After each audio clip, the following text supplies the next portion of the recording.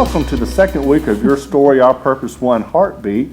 I'm with Stewart McMillan, and last week on our first show of the year, we were with Dr. Piku, and we covered a lot of ground, including becoming a district of innovation. And Stewart, I'd like for you today to kind of update us on where we are, because we're close now, and then what are we doing to get the input that you need moving forward.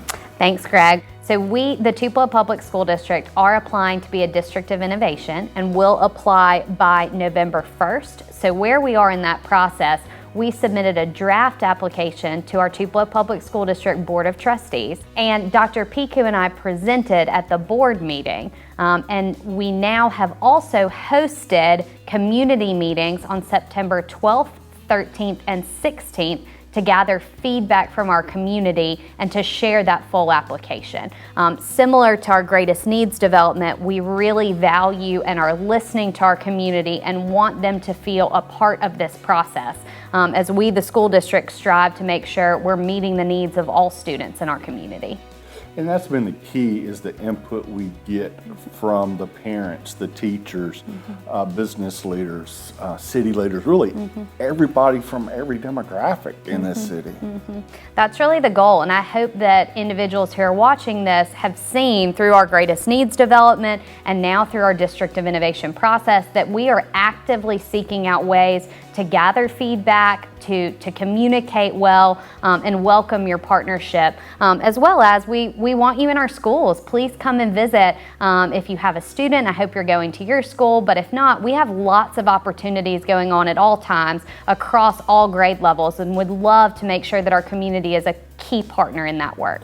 During this process, I mean, this is going to be a year and a half for you working on this. What have been some of the key components that you've learned through this that will make us a better district? Well, I think there's a strong focus. Our application at its core is focused on all students being college and career ready. And I feel like that's really important, that it's not an either or, that we are preparing all students to be successful in the 21st century work environment.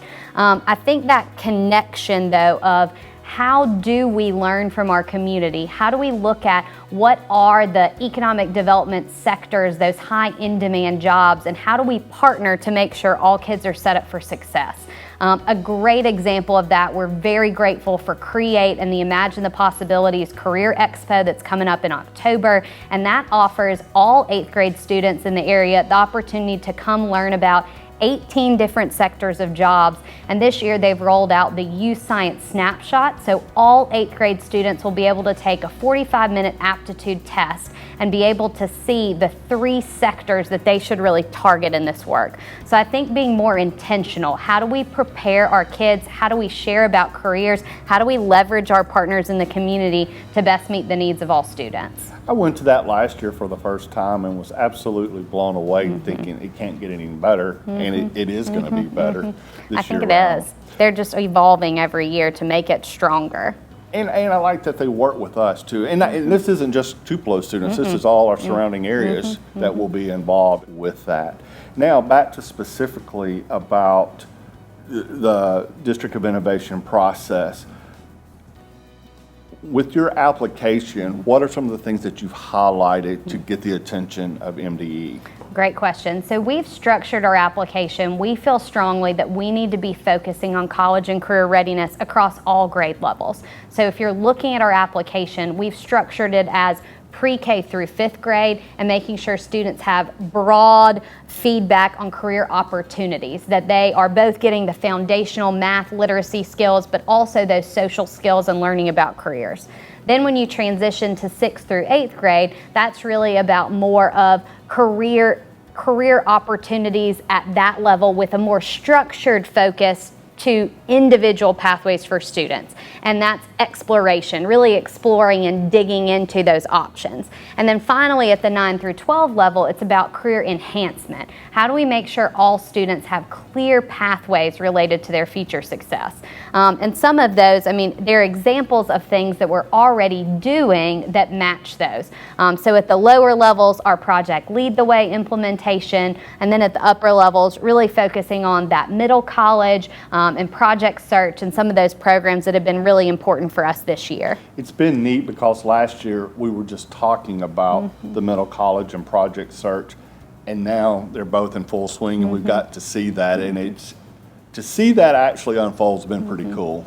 Oh, it's really exciting, both to see our kids learning, our kids excited, and to see those, truly seeing doors open for those students already, that their possibilities are being open to them. And it just, if you need a happy, I mean, going to the hospital and seeing those students, all of our Project Search students have started their internships across the hospital and are doing great work. They wrote bios and shared information with their directors of each department, and are really getting some great on-the-job skills to best set them up for success. And in a couple of weeks, that's going to be one of our episodes. We're going to go to the hospital, and so that you can see firsthand how this is preparing these kids for the next phase of their life. Stewart, so November 1st is your next big deadline. When will we find out?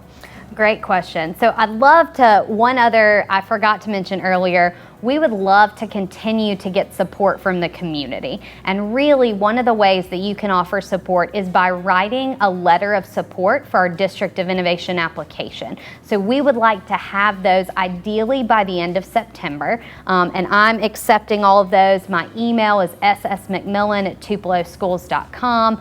If you want more information, you can reach out. I have a template email to help people. So really want to make sure you feel supported. And we'd love to hear from you about why you value our District of Innovation application. So that's kind of one more step in the process that I failed to mention. But once we officially apply November 1st, we will actually interview with the Mississippi Department of Education team in December. And then our full plan comes before the State Board of Ed in February, and they make the decision about District of Innovations in the March board meeting. So we're still a little bit out from finding out about that official designation. But as fast as it's going since we've applied, I feel like it's going to be tomorrow.